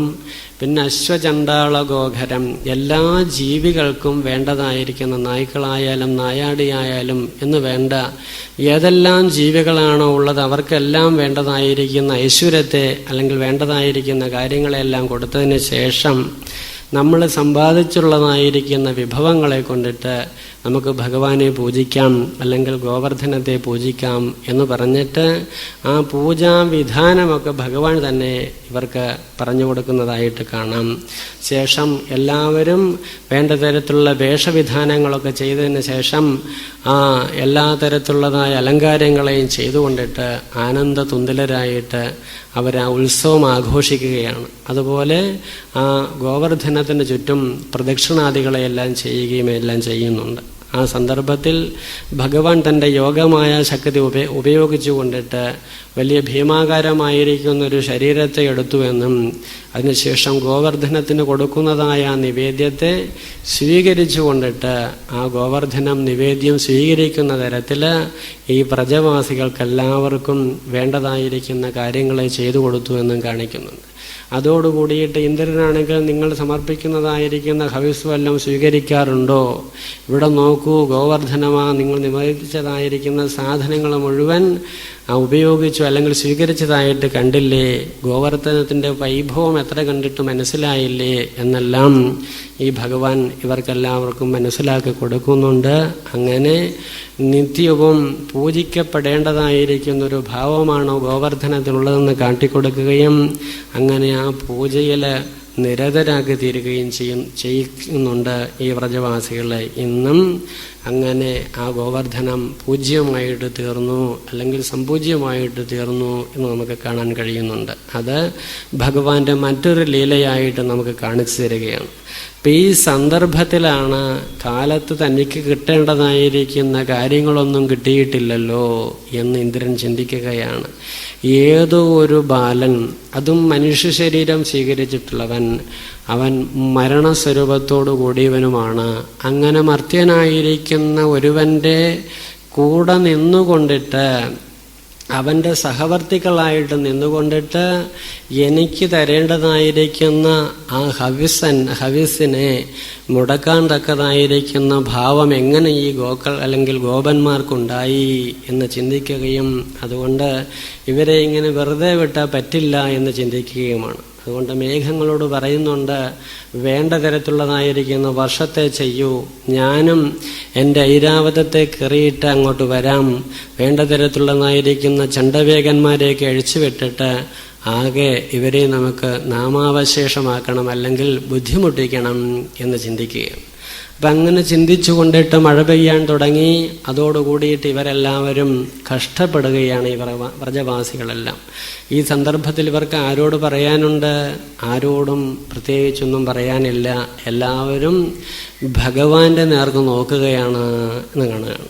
അപ്പം അങ്ങനെ ഭഗവാനെ നോക്കുന്ന സന്ദർഭത്തിലോ ഭക്തപരാധീനനായിരിക്കുന്ന ഭഗവാൻ, ഭക്തന്മാർക്ക് അഭയത്തെ കൊടുക്കുന്നതായിരിക്കുന്ന ഭഗവാൻ തൻ്റെ ലീലയായിട്ട് ആ ഗോവർദ്ധനത്തെ ഒരു കുട്ടി ഒരു കൂണു പറിച്ചിട്ട് കയ്യിൽ ഏതു തരത്തിലാണോ പിടിച്ചിട്ടുള്ളത് അതുപോലെ അനായാസമായിട്ട് കൈ പിടിച്ചുകൊണ്ടിട്ട് ഈ ഗോവർദ്ധന പർവ്വതത്തെ തൻ്റെ ഇടം കൈയിൽ ഉയർത്തിപ്പിടിച്ചു എന്ന് കാണിക്കും. അതോടുകൂടിയിട്ട് പ്രജവാസികളായിരിക്കുന്ന ആൾക്കാരോട് എല്ലാവരോടും പറയുന്നുണ്ട്, വരൂ ഇതിൻ്റെ അടിയിൽ അഭയത്തെ പ്രാപിക്കൂ എന്ന് പറയുകയാണ്. അപ്പം അങ്ങനെ എല്ലാവർക്കും വേണ്ടതായിരിക്കുന്ന അഭയത്തെ കൊടുത്തുകൊണ്ടിട്ട് ഭഗവാൻ 7 ദിവസം വർത്തിച്ചു എന്ന് കാണിക്കുന്നുണ്ട്. ആ സന്ദർഭത്തിൽ കാലു വെച്ച് കിടക്കുന്ന കൂട്ടുകാരാണ് കൂടെയുള്ളവർ. അവരുടേതായിരിക്കുന്ന കാലിക്കോല് കൊണ്ടിട്ട് ഈ പർവ്വതത്തെ താങ്ങി നിർത്തുന്നുണ്ട് അല്ലെങ്കിൽ അതിന് ശ്രമിക്കുന്നുണ്ട്. അതുപോലെ ഗോപികമാരാണെങ്കിലോ അവര് അങ്ങനെ കരുണാകടാക്ഷം പൊഴിച്ചുകൊണ്ട് ഭഗവാനെ നോക്കുന്നുണ്ട്, അതുകൊണ്ടിട്ട് ഭഗവാനെ ആനന്ദിപ്പിക്കുന്നുണ്ട്. അതുപോലെ കാലികളാണെങ്കിലും ദൂരത്ത് നിന്നിട്ട് അവരുടെ ആ ഭഗവാന്റെ മുഖത്ത് തന്നെ, ആ മുഖകമലത്തിൽ തന്നെ നോക്കിക്കൊണ്ട് വർദ്ധിക്കുന്നതായ ആ ഭാവമൊക്കെ കാണാം. അപ്പം ഏക ആശ്രയമായിട്ടുള്ളത് ഭഗവാൻ മാത്രമാണ് എന്നുള്ള തരത്തിൽ ആ വ്രജത്തിലുള്ളതായിരിക്കുന്ന സകല ജീവരാശികളും ഭഗവാനെ ശരണം പ്രാപിക്കുന്ന തരത്തിൽ നിർനിമേഷമായിട്ട് നിൽക്കുന്നതായ ആ ഭാവത്തെ നമുക്കിവിടെ കാണിച്ചു തരികയാണ്. അപ്പം അങ്ങനെ കണ്ടതോടു കൂടിയിട്ട് ഇവിടെ ആ ഭാവം കണ്ടതോടു കൂടിയിട്ട് ഇന്ദ്രന് മനസ്സിലായി, നമ്മളുടെ വിദ്യയൊന്നും ഇവിടെ ഫലിക്കില്ല.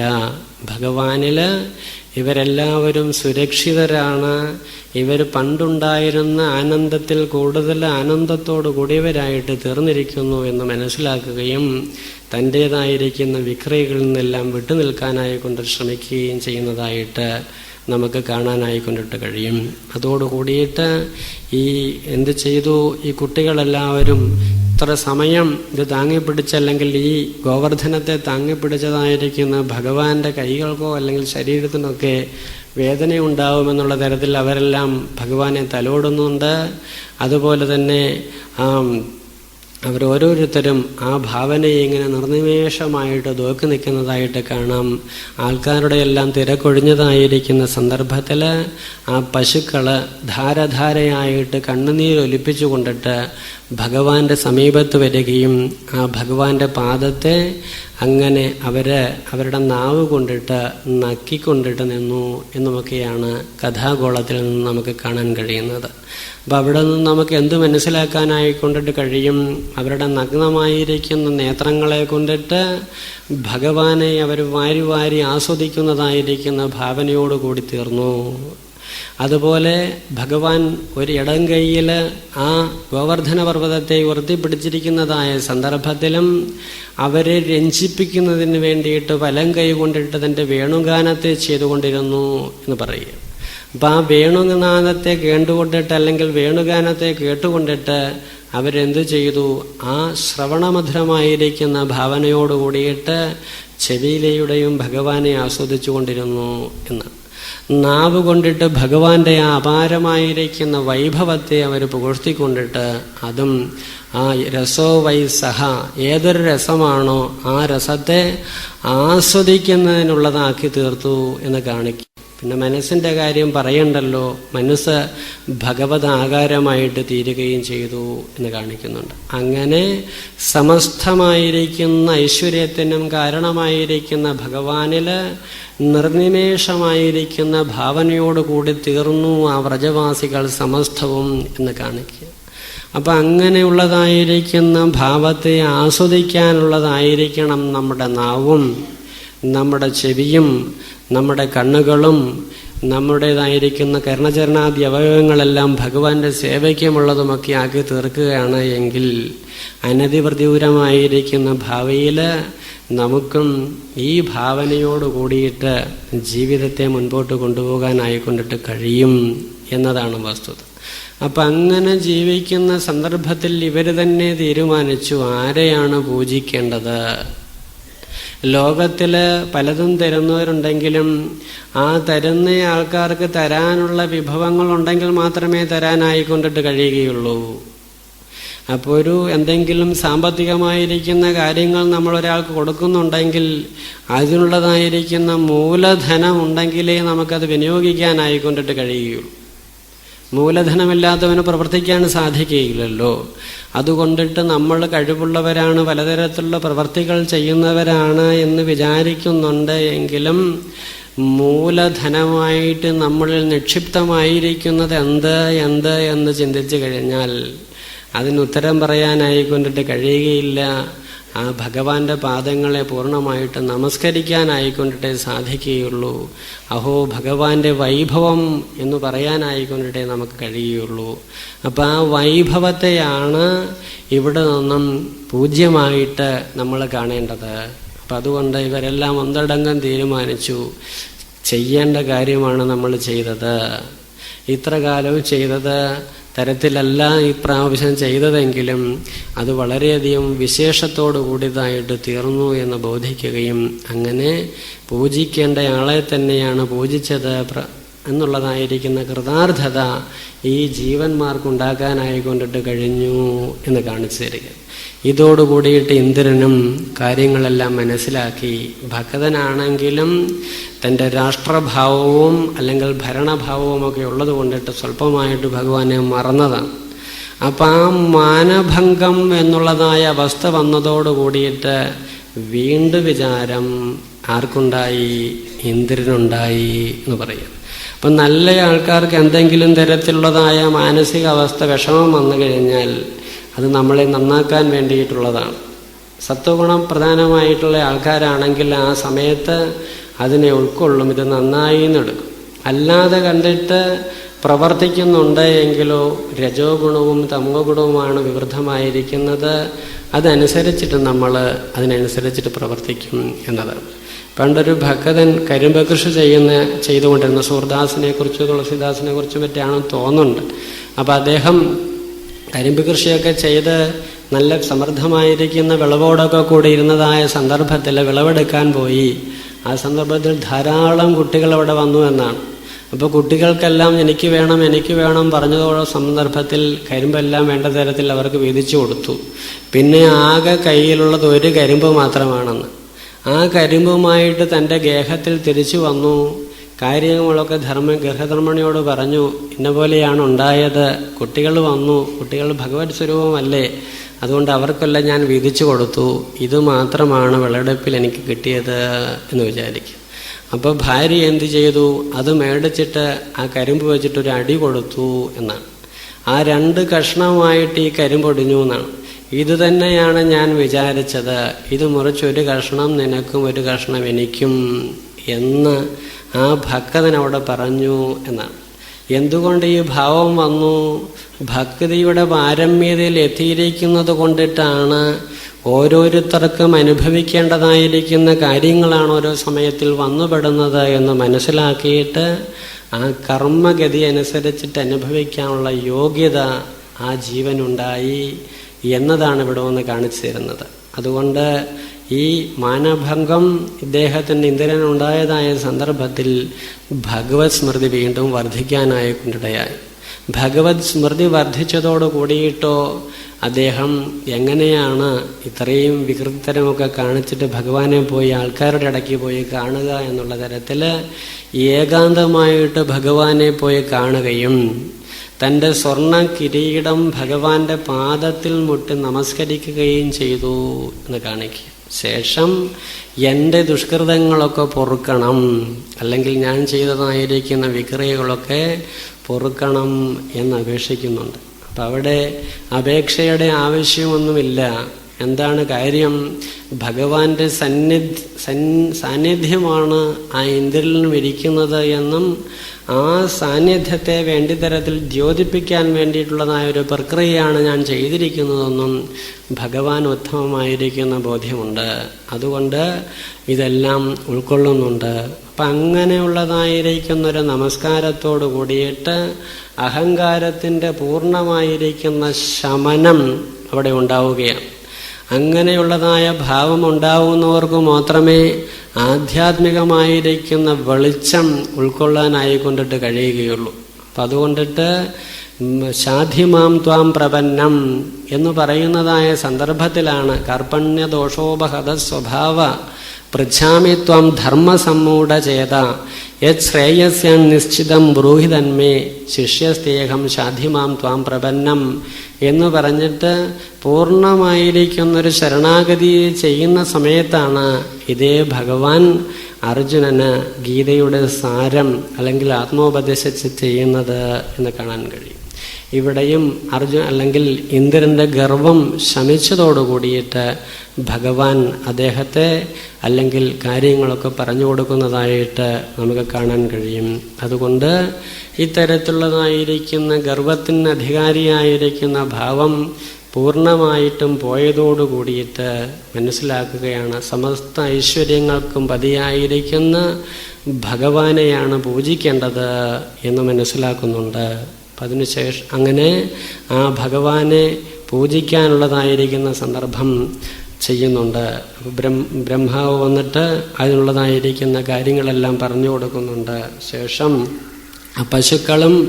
പശുക്കളുടെ പതിയായിരിക്കുന്ന ഭാവവുമെല്ലാം വന്നിട്ട് കാമധേനുവുമൊക്കെ വന്നിട്ട് ആ സന്തോഷത്തോടു കൂടിയിട്ട് ഭഗവാന് തൻ്റേതായിരിക്കുന്ന ക്ഷീരധാരയെ ചെയ്തുകൊണ്ട് അനുഗ്രഹിക്കുന്നതായിട്ട് കാണാം, അല്ലെങ്കിൽ പൂജിക്കുന്നതായിട്ട് കാണാം. അതുപോലെ തന്നെ ഇന്ദ്രനും മറ്റുള്ളതായിരിക്കുന്ന ദേവന്മാരും എല്ലാവരും കൂടെ പോയിട്ടും ഭഗവാനെ പൂജിക്കുകയും അതുപോലെ തന്നെ അഭിഷേകം അല്ലെങ്കിൽ ഈ ഗോവിന്ദ അഭിഷേകം ചെയ്യുന്നതായിട്ടും നമുക്ക് കാണാനായിക്കൊണ്ടിട്ട് കഴിയും. അപ്പം അതോടുകൂടി അവിടെ ദേവന്മാരുടേതായിരിക്കുന്ന സാന്നിധ്യമുണ്ടായി. അതുപോലെ തന്നെ എന്നെ വിളിച്ചുവോ എന്നുള്ള തരത്തിൽ ഭഗവാന്റെ നാമത്തെ സ്മരിപ്പിക്കുന്നതായ ആ വീണയും മീട്ടി സഞ്ചരിക്കുന്നതായ മഹതി എന്ന വീണയും മീട്ടി സഞ്ചരിക്കുന്നതായ നാരദര്, അതുപോലെ തന്നെ മറ്റുള്ളതായിരിക്കുന്ന ഭഗവാന്റെ സമസ്തമായിരിക്കുന്ന ഐശ്വര്യങ്ങളുമെല്ലാം അവിടെ വന്ന് അവരവരുടേതായിരിക്കുന്ന തരത്തിലുള്ളതായിരിക്കുന്ന ഗുണഗണങ്ങളെ കൊണ്ടിട്ട് ഭഗവാനെ പൂജിക്കുകയും ആരാധിക്കുകയുമൊക്കെ ചെയ്തു എന്നാണ്. ഒപ്പം തന്നെ ലോകത്തിൽ നദികളെല്ലാം എല്ലാ തരത്തിലുള്ള രസങ്ങളോടും കൂടിയിട്ട് ഒഴുകുന്നതായിട്ട് തീർന്നു എന്നാണ്. കാലികളെല്ലാമോ അവരും വേണ്ട തരത്തിലുള്ളതായിരിക്കുന്ന സന്തോഷത്തെ പ്രദാനം ചെയ്യുന്നവരായിട്ട് തീർന്നു എന്ന് കാണിക്കുകയാണ്. അതുപോലെ സമസ്തമായിരിക്കുന്ന ഐശ്വര്യങ്ങളും അവിടെ ഉണ്ടായി. വിതയ്ക്കാതെ തന്നെ എല്ലാ തരത്തിലുള്ളതായിരിക്കുന്ന സസ്യങ്ങളും ഉണ്ടാവുകയും അവരിൽ നിന്നെല്ലാം യഥാസമയം വേണ്ട തരത്തിലുള്ളതായ വിഭവസമൃദ്ധമായിരിക്കുന്ന ഉൽപ്പന്നങ്ങളെല്ലാം ഉണ്ടാകാനായിക്കൊണ്ടിട്ട് ഇടയായി എന്ന് കാണിക്കുന്നു. അങ്ങനെ ഗോക്കൾക്കും ഗോപികമാർക്കും ഗോകുലത്തിനും എല്ലാവർക്കും വേണ്ട തരത്തിലുള്ളതായ ആനന്ദത്തെ കൊടുത്തുകൊണ്ടിരിക്കുന്നതായ ആ ഭഗവാനെ ഗോവിന്ദൻ എന്നുള്ളതായിരിക്കുന്ന നാമത്തോടു കൂടിയിട്ട് അല്ലെങ്കിൽ ആ നാമസങ്കീർത്തനത്തോടു കൂടിയിട്ടാണ് അവരെല്ലാവരും കൂടിയിട്ട് പൂജിച്ചത് എന്നും കാണിക്കുന്നുണ്ട്. അപ്പം അതുകൊണ്ട് എല്ലാ സമയത്തും എല്ലാ കർമ്മങ്ങൾ ചെയ്യുമ്പോഴും നാനാകർമ്മങ്ങളിൽ ഏർപ്പെട്ടിരിക്കുന്നതായ സന്ദർഭത്തിൽ ഈശ്വര ഭാവനയെ ചെയ്യാനായിക്കൊണ്ടിട്ട് കഴിയണം. അതുപോലെ തന്നെ അങ്ങനെ ഈശ്വരൻ്റെ പ്രസാദമുണ്ടായി കഴിഞ്ഞാൽ സമസ്തമായിരിക്കുന്ന ഐശ്വര്യങ്ങളും നമുക്കുണ്ടാകാനായിക്കൊണ്ടിടയാവും. അങ്ങനെ ഓരോ വിഭൂതികളും അനുഭവിക്കുന്ന സന്ദർഭത്തിൽ അത് ഭഗവാന്റെ പ്രസാദമാണ് എന്നുള്ളതായ ഭാവനയോട് കൂടിയിട്ട് പ്രസാദ ബുദ്ധിയോട് കൂടിയിട്ട് അതനുഭവിക്കാനായിക്കൊണ്ടിട്ടും കഴിയണം. അങ്ങനെ കഴിഞ്ഞാൽ ശരിയായിരിക്കുന്ന കഴിവുള്ളവരായിട്ട് നാം ഓരോരുത്തരും തീരും. അപ്പം അങ്ങനെ തീരുകയാണെങ്കിലോ സമസ്തമായിരിക്കുന്ന ഐശ്വര്യങ്ങളും നമുക്ക് പ്രസാദ ബുദ്ധിയോട് കൂടിയിട്ട് അനുഭവിക്കാനായിക്കൊണ്ടിട്ട് കഴിയും. ഇന്ന് ഏതാണ്ട് ഒരു 6:45 മണിയായിരിക്കുന്ന സന്ദർഭത്തിൽ ഒരു ഫോൺ കോൾ വന്നു. സ്വാമിജി ഇന്ന് വരില്ലേ എന്ന് ചോദിക്കുക. അപ്പോൾ വരാം, ഞാനവിടെ എത്തിക്കൊള്ളാം എന്ന് പറഞ്ഞ സന്ദർഭത്തിൽ ആരാണ് വിളിക്കുന്നത് എന്ന് ചോദിച്ചു. അപ്പോൾ പേര് പറഞ്ഞതിന് ശേഷം അദ്ദേഹം പറയുകയാണ്, ഞാൻ ഭഗവാന്റെ അല്ലെങ്കിൽ ഇവിടുത്തെ ഒരു ചെറിയ സേവകനാണ് എന്ന് പറയുക. അപ്പോൾ അങ്ങനെയുള്ളതായിരിക്കുന്ന ഒരു ഭാവം അദ്ദേഹത്തെ കൊണ്ട് പറയിപ്പിച്ചത് എന്തുകൊണ്ടിട്ടാണ്? ഈ സേവാ പ്രവർത്തനം കാലങ്ങളായിട്ട് അല്ലെങ്കിൽ ഒരു 10 വർഷമായിട്ട് ഇവിടെ ചെയ്യുന്നുണ്ട്, അതുമായിട്ട് ബന്ധപ്പെട്ട് പ്രവർത്തിക്കുന്നുണ്ട്. അത്തരത്തിലുള്ള ഉപദേശങ്ങളെ കൊടുക്കാൻ തക്ക തരത്തിലുള്ള ഗുരുനാഥന്മാരുമായുള്ള സംസർഗം അദ്ദേഹത്തിനുണ്ടായിട്ടുണ്ട്. അതുകൊണ്ടിട്ടാണ് അങ്ങനെ ഭജിക്കാനായിക്കൊണ്ടിട്ട് കഴിഞ്ഞിട്ടുള്ളത്. അപ്പം അത് നാമം പറയുന്നതോടുകൂടി തന്നെ ആ നാമത്തിന് ആധാരമായിരിക്കുന്ന ശക്തി ഭഗവാനാണെന്നുള്ള ഭാവവും കൂടി ഉള്ളത് കൊണ്ടിട്ടാണ് അത്തരത്തിൽ ഭജിക്കാനായിക്കൊണ്ടിട്ട് കഴിഞ്ഞത്. അപ്പം അങ്ങനെയുള്ളതായൊരു ഭാവം നമുക്കുണ്ട് എങ്കിൽ നമ്മുടെ അഹങ്കാരമൊക്കെ എവിടെ എത്തും? ഭഗവാന്റെ പാദങ്ങളിൽ നമിക്കുന്നതായിട്ട് തീരും. ഗോവിന്ദ ഗോവിന്ദ എന്നുള്ളതായിരിക്കുന്ന നാമസ്മരണയെ ചെയ്യുന്നവരായിട്ട് തീരും. ആ സ്മരണയോടുകൂടി വരുന്നതോടുകൂടിയിട്ടോ സമസ്തമായിരിക്കുന്ന ഐശ്വര്യങ്ങളും നമുക്ക് വരാനായിക്കൊണ്ടിട്ട് കഴിയും. ഇപ്പം സ്വാമിജി ഈ സത്രമൊക്കെ നടത്തുന്നത് പോലെ എത്രയോ ജീവന്മാർക്ക് ഈ ആധ്യാത്മികമായിരിക്കുന്ന ദൃഷ്ടി മെഴിക്കണം എന്നുള്ള തരത്തിലുള്ളതായ കാര്യങ്ങളൊക്കെ ചെയ്യുന്നതായിട്ട് നമുക്ക് ഓരോരുത്തർക്കും അറിയാം. ആ സന്ദർഭത്തിൽ ഇതുപോലെ സദസ്സുമായിട്ട് ബന്ധപ്പെട്ടല്ലാത്തത് കൊണ്ടിട്ട് ഓരോ സന്ദർഭത്തിലും പറയും, നിങ്ങൾക്കിത് മനസ്സിലാവുന്നുണ്ടോ കൂട്ടരെ, നിങ്ങൾക്കിത് മനസ്സിലാവുന്നുണ്ടോ കൂട്ടരെ എന്ന് സ്വാമി ചോദിക്കും. എന്തിനു വേണ്ടിയിട്ടാണ്? ഇതാണ് മനസ്സിലാക്കേണ്ടത്. ഇത് മനസ്സിലാക്കിയാൽ നിങ്ങളുടെ കൈയിരിപ്പെല്ലാം നന്നാവും. നല്ല തരത്തിൽ പ്രവർത്തന മണ്ഡലം നിങ്ങൾക്ക് ഓരോരുത്തർക്കും ഉണ്ടാവുന്നതോടുകൂടിയിട്ടോ സ്വാമിമാരുടെയൊക്കെ പ്രവർത്തനം അല്ലെങ്കിൽ ധർമ്മപ്രവർത്തകരായിരിക്കുന്നവരുടെ ജീവിതം സാർത്ഥകമാകുമെന്നുള്ള ഭാവനയോട് കൂടിയിട്ട് അവർക്ക് ഉപാധി സംബന്ധമായിരിക്കുന്ന ഭാവനയെ വിട്ടുപോകാനും കഴിയും എന്നതുകൊണ്ടിട്ടാണ്. അതുകൊണ്ട് അഹമിഹാദിയ, നമുക്ക് ഓരോരുത്തർക്കും കഴിയുന്ന തരത്തിൽ ഈ ഭാവത്തെ നമ്മൾ ഉൾക്കൊണ്ടുകൊണ്ടിട്ട് വേണം ഓരോ പ്രവർത്തികളും ചെയ്യാൻ. നാമം ധാരാളം ജപിക്കുന്നത് കൊണ്ടിട്ട് കാര്യമുണ്ട് എങ്കിലും ആ നാമസ്മരണം ചെയ്യുന്ന സമയത്ത് ഭഗവാനെ ഒന്ന് മനസ്സിൽ വിചാരിച്ചിട്ട് ജപിക്കാൻ ശ്രമിക്കുക. ഏത് ഔദ്യോഗിക പദവിയിലിരിക്കുമ്പോഴും ആ കസേരയ്ക്ക് സംബന്ധമായിരിക്കുന്ന ഒരു കാര്യം ഭഗവാന്റെ സാന്നിധ്യമാണ്, ധർമ്മമാണ്, സേവയാണെന്നുള്ള ഭാവനയോട് കൂടിയിട്ടിരിക്കുക. അങ്ങനെ പ്രവർത്തിക്കുന്ന ആഫീസുകളും ആഫീസർമാരും ഉണ്ടായിക്കഴിഞ്ഞാലോ എന്തുവരും? എല്ലാ തരത്തിലുള്ള ഐശ്വര്യങ്ങളും നമുക്ക് ജാതി, നീതി, കുലം, ഗോത്രം, നാമം, രൂപം ഇതിനെല്ലാം ഉപരിയായിട്ട് ഭഗവത് ഭാവനയോട് കൂടിയിട്ട് ഉൾക്കൊള്ളാൻ കഴിയും. അതിന് നിങ്ങൾക്ക് ഓരോരുത്തർക്കും കഴിയട്ടെ. ഈദർശമായിരിക്കുന്ന സത്രത്തിൽ നിന്നും താദർശമായിരിക്കുന്ന കാര്യങ്ങൾ നമുക്കെല്ലാവർക്കും ഉൾക്കൊള്ളാൻ കഴിയട്ടെ എന്ന് ഈ സന്ദർഭത്തിൽ പ്രാർത്ഥിക്കുന്നു. അതുപോലെ ഇങ്ങനെയുള്ളതായിരിക്കുന്നൊരു സന്ദർഭത്തിൽ തനിക്ക് വരാനും അതുപോലെ നിങ്ങളുമൊക്കെ ആയിട്ട് സ്വല്പ സമയം ഇങ്ങനെയുള്ള കാര്യങ്ങൾ വിചാരം ചെയ്യാനും വേണ്ടിയിട്ടുള്ള അവസരം തന്നതായ ഇതിൻ്റെ പ്രവർത്തകരോടും അതുപോലെ സംപൂജ്യ സ്വാമി ബഹുമാനന്ദ തീർത്ഥ മഹാരാജൻ്റെ പാദത്തിൽ നമസ്കാരത്തെയും ചെയ്തുകൊണ്ടിട്ട് ഞാൻ എൻ്റെ എളിയ വാക്കുകൾ ഉപസംഹരിക്കുന്നു. നന്ദി, നമസ്കാരം. ഓം പൂർണ്ണമദഃ പൂർണ്ണമിദം പൂർണ്ണാത് പൂർണ്ണമുദച്യതേ പൂർണ്ണസ്യ പൂർണ്ണമാദായ പൂർണ്ണമേവാവശിഷ്യതേ. ഓം ശാന്തി ശാന്തി ശാന്തി. ഹരി ഓം തത്സത്. ശ്രീ ഗുരുഭ്യോ നമഃ. ഹരി ഓം.